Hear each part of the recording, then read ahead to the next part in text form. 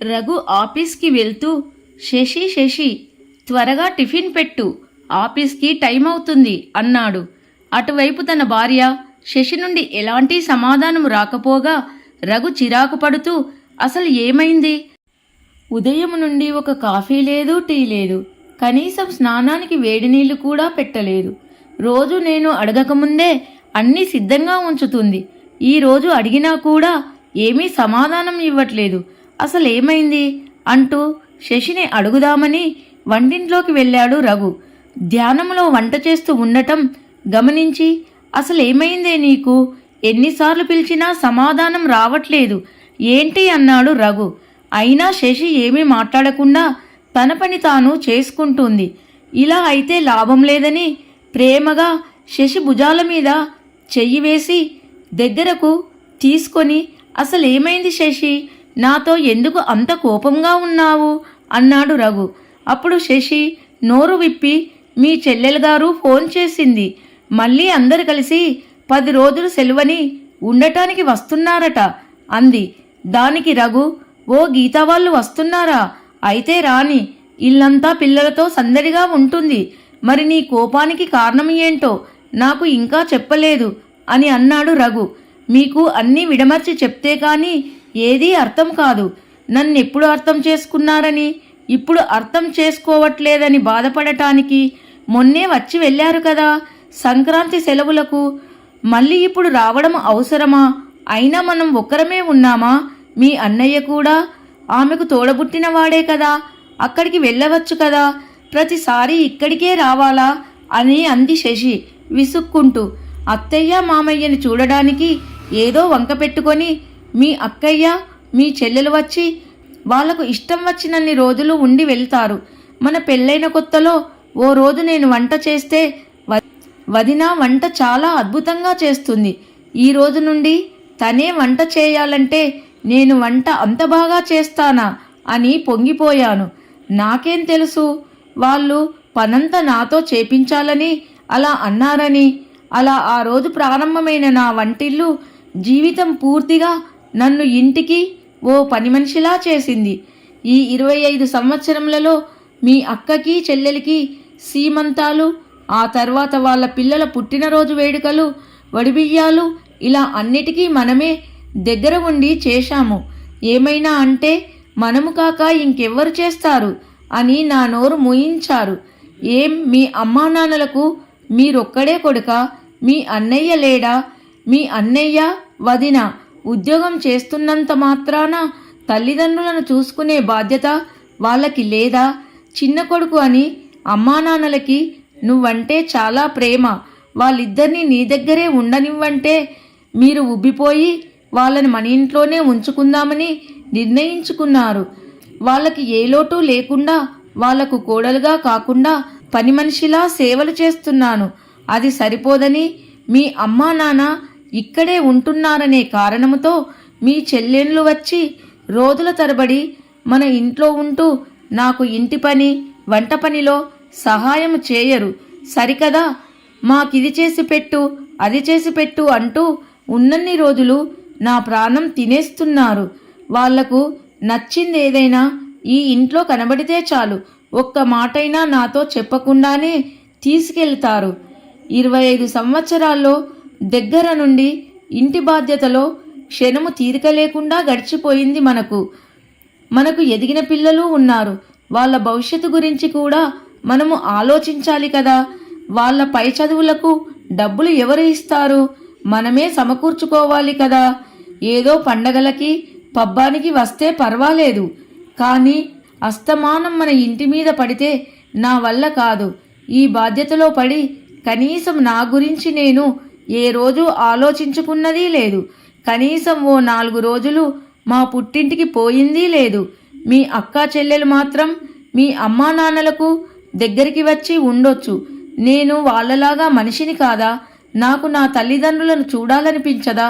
నా గురించి ఎవరూ ఆలోచించరే. నన్ను అందరూ ఈ ఇంట్లో కేవలం పని మనిషిలానే చూస్తున్నారు.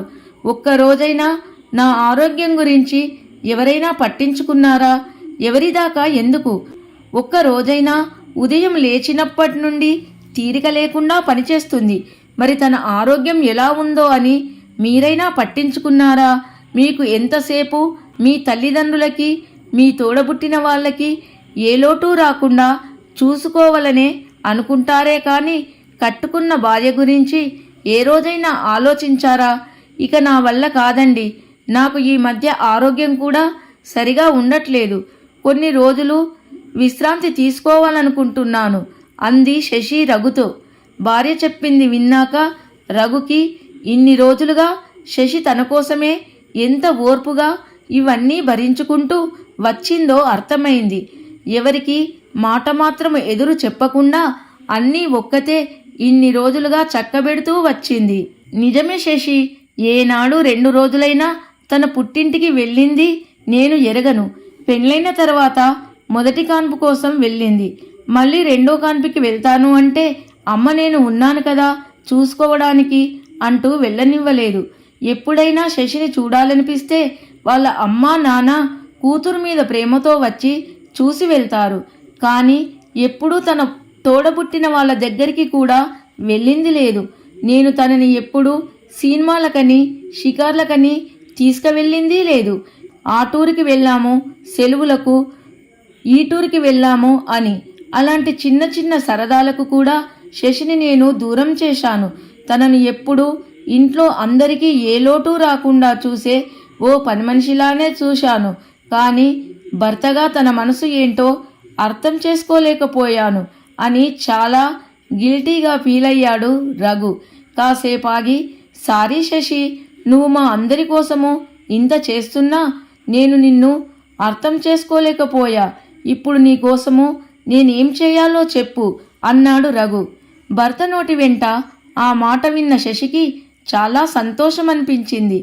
ఎప్పుడో పెళ్ళైన కొత్తలో 2-3 సార్లు విని ఉంటుంది ఆ మాటను. మళ్ళీ ఇన్ని సంవత్సరాలకు ఇప్పుడు ఎప్పుడూ ఆఫీస్ పనులతో ఇంటి బాధ్యతలతో బిజీగా ఉండే రఘుతో శశి ఏనాడు తన మనసులోని బాధను పంచుకోలేదు.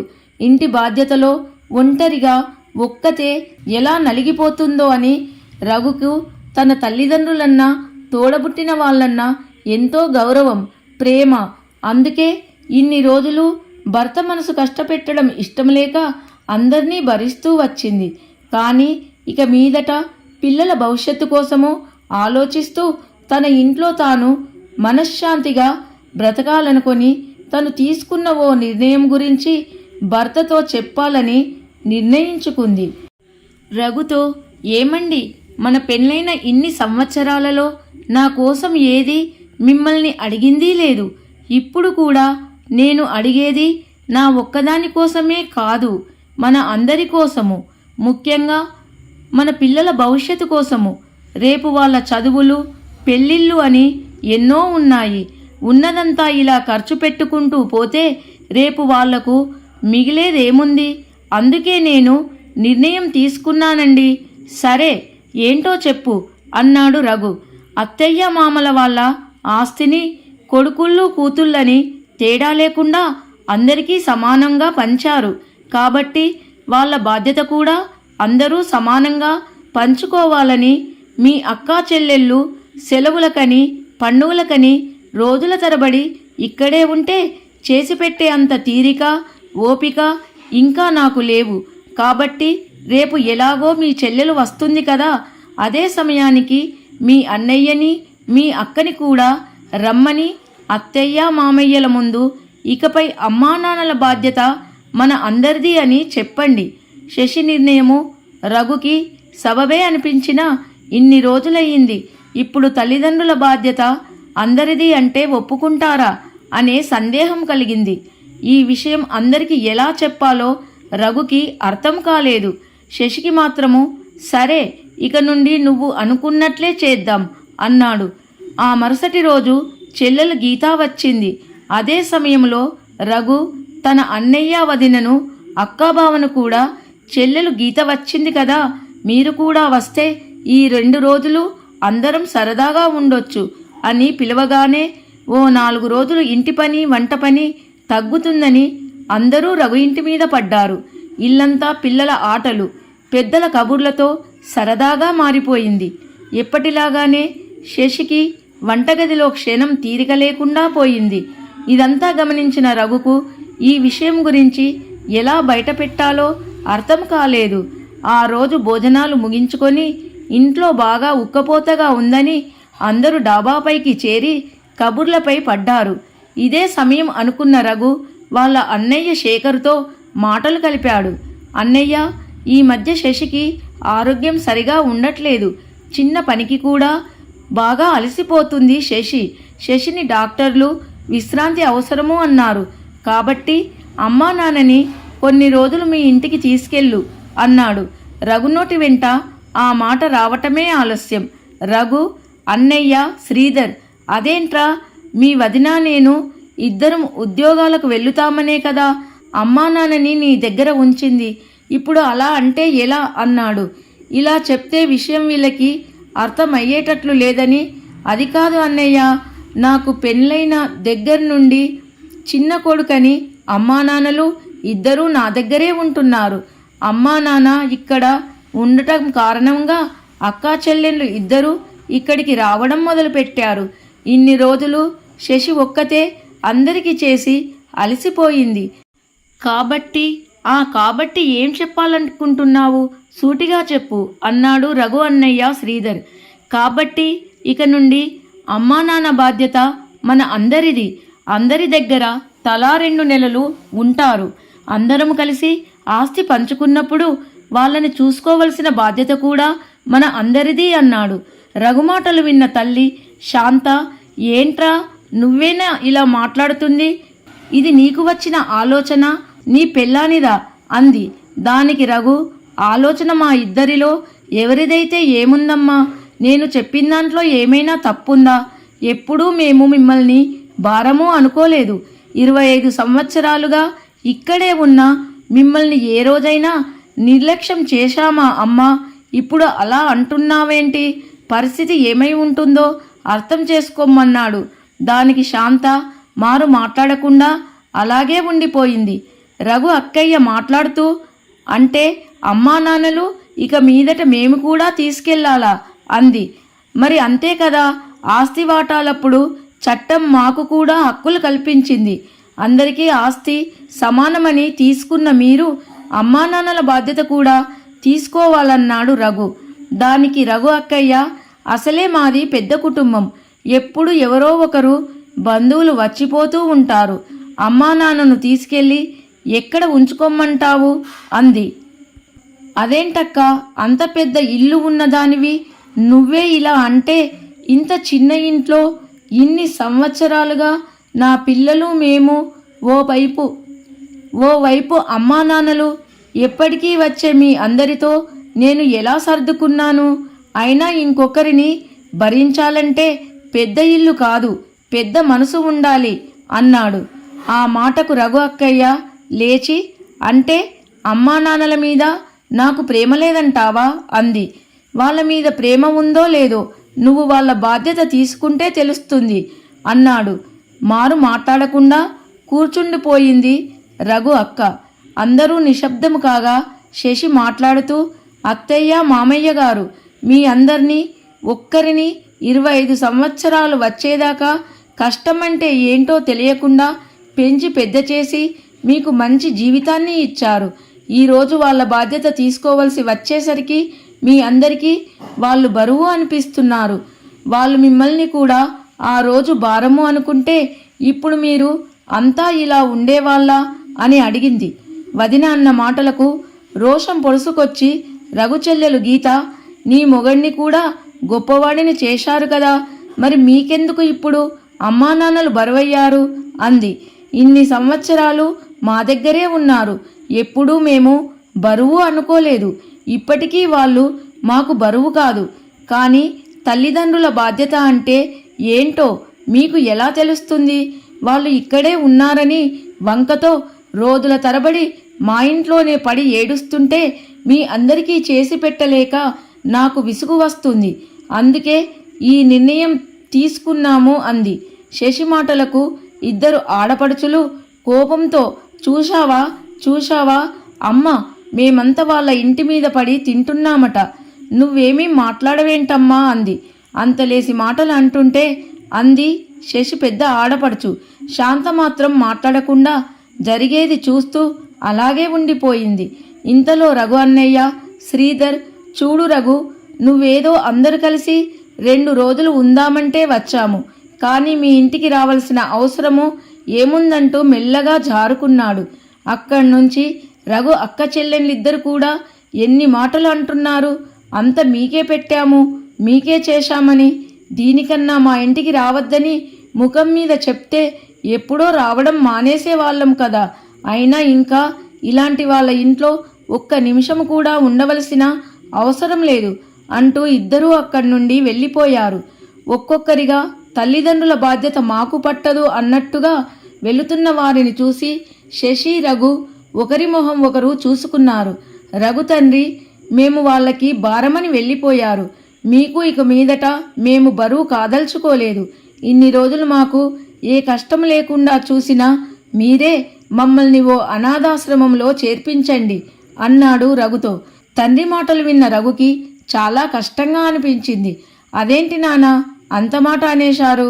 మీరు మాకు బరువు అనుకుంటే మీరు ఆస్తి పంచినప్పుడే అమ్మా నాన్నలు కూడా మనందరం కలిసి పంచుకుందాము అనేవాడిని. కానీ నేను ఏ రోజు నా తల్లిదండ్రులను బరువు అనుకోలేదు. నా వల్ల కానీ శశి వల్ల కానీ మీకు ఎప్పుడైనా ఏదైనా అసౌకర్యం కలిగిందా? మీ సాకుతో వాళ్ళంతా ఇక్కడే ఉంటూ శశికి ఇబ్బంది కలిగిస్తున్నారు. శశి కూడా ఎన్ని సంవత్సరాలు ఎప్పుడైనా నోరు తెరిచి ఎవరినైనా ఏ ఒక్క మాటైనా అందా?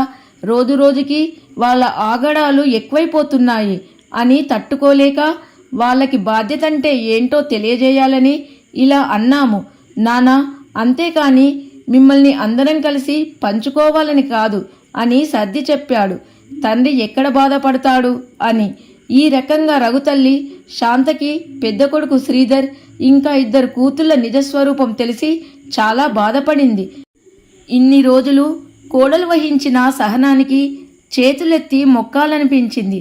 తన 2 కూతుర్ల కారణంగా శశిపడిన బాధకి శాంత క్షమాపణ చెప్పింది. నన్ను క్షమించమ్మా శశి, ఇన్ని రోజులు ఇక్కడే ఉంటూ నీ విలువ తెలుసుకోలేకపోయాను అంది.